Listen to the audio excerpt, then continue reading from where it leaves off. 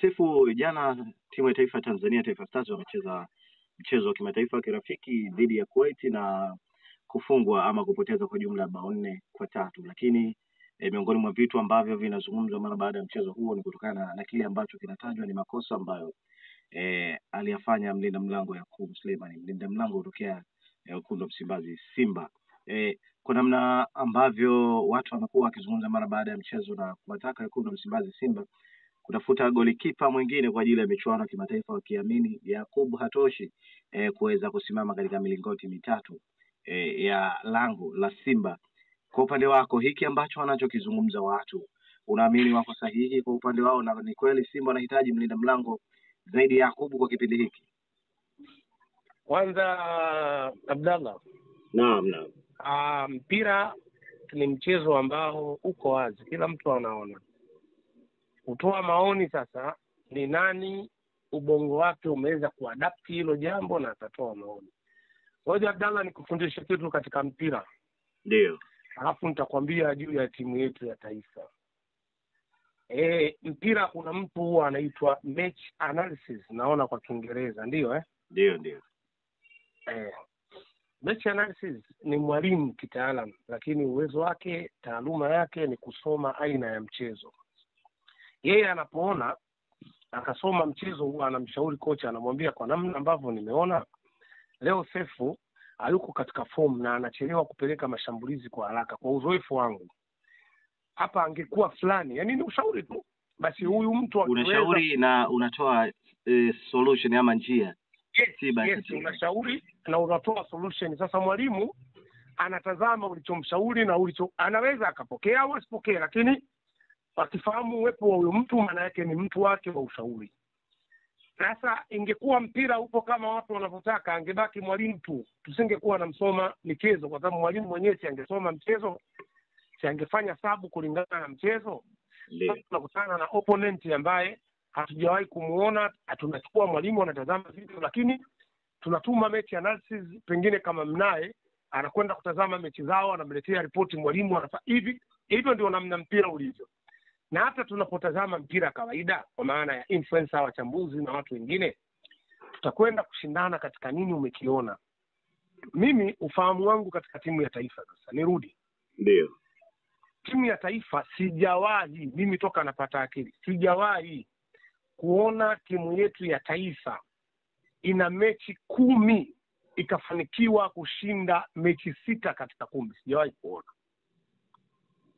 Na kikubwa kinachofanya timu yetu ya taifa isifanye vizuri ni makelele ya wachambuzi ambao hawafahamu mpira, wakiwa wanaataki wachezaji, wanaiataki timu kwa matokeo mabaya, wanatengeneza kundi wa mashabiki ambao wanawaunga mkono kupiga kelele kama wao.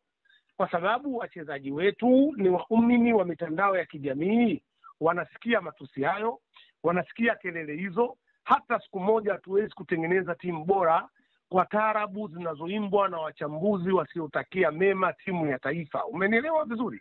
Ndio. Mimi nimeanza kufuatilia timu ya taifa kwa udogo wa umri wangu mimi. Umenielewa vizuri?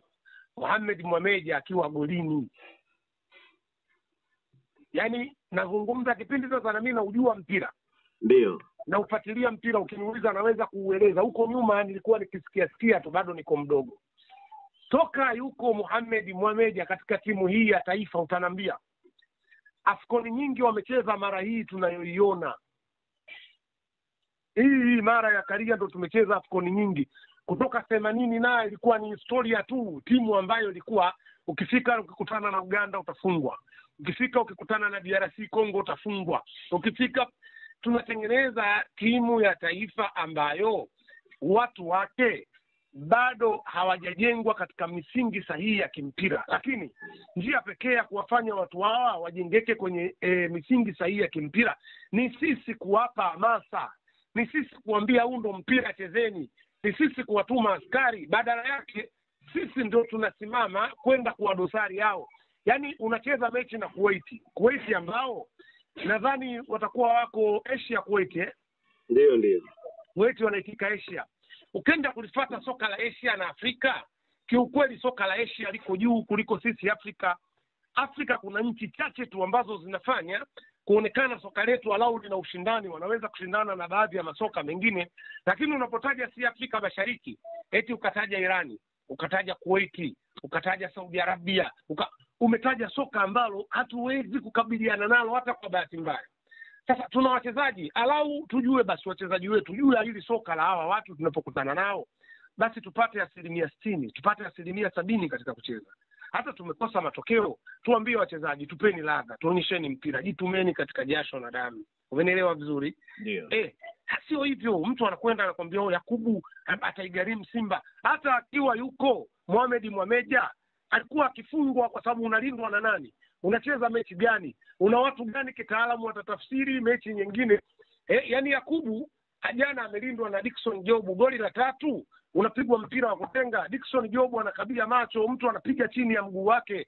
Umenielewa? Kitaalamu mpira unapopigwa wakati umeenea katika mguu, hakuna kitu chochote kwa golikipa isipokuwa miujiza. Hakuna golikipa yoyote anaweza kuokoa goli la namna ile. Moja. Pili, kama umeona alipo goli moja alikuwa anakwenda kuokoa golikipa. Umenielewa vizuri? Ndio. Akaupiga mpira ule, bahati mbaya umepaa. Sio golikipa, wako mabeki wetu wa timu ya Simba walishawahi kucheza vile kwenye mashindano ya kimataifa. Tunafungwa goli 5 na Vita. Nakumbuka goli la 3 au otherwise la pili sijui. Ulikuwa ni mpira ule tugonga miguuni tukawakabidhi Vita wakaja kutuhukumu. Umenielewa sijui? Ni makosa ambayo anaweza kuyafanya mtu yoyote. Sasa huwezi kuliita kosa kwa sababu kazi ya golikipa ni kuokoa mpira usiingie golini. Sasa uende kwa kiwango gani? Hiyo itakuwa ni issue nyingine. Umenielewa sijui? Kwa Abdallah, mimi ukiniambia eti kuna mtu ametazama mechi akawashauri Simba watafute golikipa, tukienda katika mashindano ya kimataifa, watu watakaokuwa wanamlinda golikipa wa Simba sio waliokuwa wanamlinda jana.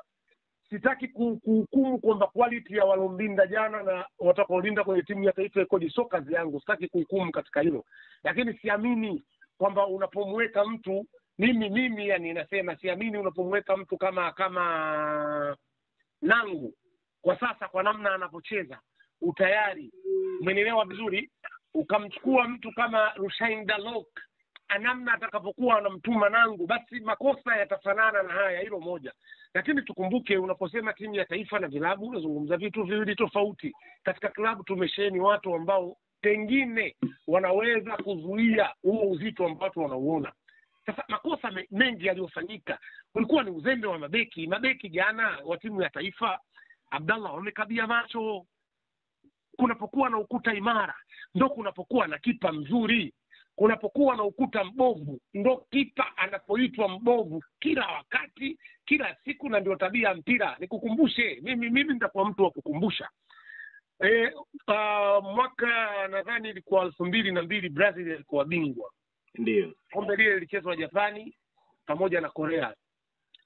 Kama nitakuwa sijasahau, finali ilichezwa kati ya Ujerumani, German Machine na Brazil. Ndio. Mechi ya kwanza ya kufungua nadhani ilikuwa ni kati ya Ujerumani na Saudi Arabia. Mechi inaisha 7-1. Yaani Saudi Arabia wanafungwa mpaka wanatia huruma. Mechi ile inakwisha mpaka inachezwa finali. Oliver Kahn ndo aliitwa ngome yake aliita ukuta wa Berlin. Oliver Kahn anakuja kufungwa goli 2 na Cristiano Ronaldo. Nakumbuka zote Ronaldo de Lima Ronaldo de Lima, huyu jamaa akatuteka sana kwenye yake. Ilikuwa Ronaldo de Lima. Umenielewa sijui? Kama ulikuwa unatazama ule ukuta wa Berlin ambao ulisimama wakati, yani unazungumzia mabeki sasa, sio Oliver Kahn golini. Ukuta wa Berlin ulipofunguliwa na ngome hatari ya Brazil ya kushambulia, ndio siku ambayo ukuta ulitandikwa goli ngapi? Goli 2 toka, yani unisikie bwana mkubwa, toka final na nisi mechi ya kwanza mpaka final ukuta wa Berlin uliruhusu goli 1. Kwa sababu haujawahi kufunguliwa ukakutana na striker hatari. Wakati ule kuna Rivaldo, nakumbuka anacheza kama namba 10, namba 9 yake Ronaldo de Lima. Hapa katikati kiungo ambayo mimi niko na mhesabu ndo kiungo kwa wakati ule, alikuwa anacheza Ronaldinho Gaucho, bado yuko mdogo. Umenielewa sijui? Shekhe, unawaachaje watu wao wasikufungue? Kuna kina Bebeto sijui kama bado alikuwa yupo, kama sijasahau. Umenielewa vizuri? Ndio. Kuna kina Kribasoni wakati ule wanacheza. Wengine bwana nishawasahau, umri nao umekwenda. Kwa hiyo nakusudia Hakuna kipa imara nje ya beki imara. Hakuna kipa imara nje ya beki imara. Atakachokifanya kipa ni kuokoa tu mipira mingi. Atasifiwa kwamba kipa huyu mzuri anaokoa mipira mingi, lakini kwenye wavu wake zimeingia chuma tatu. Kwa hiyo Sefu, tuseme kwamba Yakubu amevaa viatu vya Musa Finfin Kamara tangu Kamara kuwa majeruhi, na wanasimba wamkopesha imani yao kuelekea hatua ya makundi na kipindi hiki ambacho atakosekana Kamara. Anatosha kuisogeza Simba katika nchi ya ahadi, anatosha. Isipokuwa kuna jambo moja tuelewe, wakati tunakwenda kupambana hatua ya makundi, nakumbuka kuna siku nilikwambia mimi nitakuwa tofauti na watu wote. Petro de Luanda sio timu ndogo. Petro de Luanda ni timu kubwa, inaweza kupata matokeo muda wote na wakati wowote. Kwa hiyo tunachotakiwa Simba ili tu qualify na kuonyesha ukubwa wetu ule ni kupambana kwenye mechi zetu kama tunavyojituma kwenye mechi nyingine. Hakutokuwa na lawama ya Yakubu, hakutokuwa na lawama ya Shomari Kapombe, hakutokuwa na lawama ya Mligo au na Bikamara kama atakuwepo siku hiyo. Yaani hakutokuwa na mtu wa kulaumiwa. Wote tunacheza za timu. Na nikueleze kidogo, yaani kadiri ya siku zinapozidi kwenda mbele ndio Simba imara inapopatikana. Chini ya mwalimu ambaye nimempa nickname nyingi, wengine wanamuita Mahereni, wengine Matatu, umenielewa vizuri? Na mimi ni share nao kwa sababu ni nickname ambazo hazituchukizi. Chini ya mwalimu Brother Meni, mwalimu Handsome, mimi muite hivyo. Yaani mimi nakueleza, Pantev kila siku inapokucha anazidi kuweka kitu kipya katika Simba. Anazidi kuimarisha Simba. Na kwa kuonyesha hili, sijui nikupe muda useme au niendelee. Nadhani juzi Simba wamecheza mechi tutaizungumza hiyo jana, wamecheza mchezo wa kirafiki sasa. Mlizungumza jana? Wamecheza mchezo wa kirafiki dhidi ya JKT Tanzania. Mimi nikushukuru sana kaka Sefu. Basi hakuna shida. Wasalimie hapo ndugu yangu.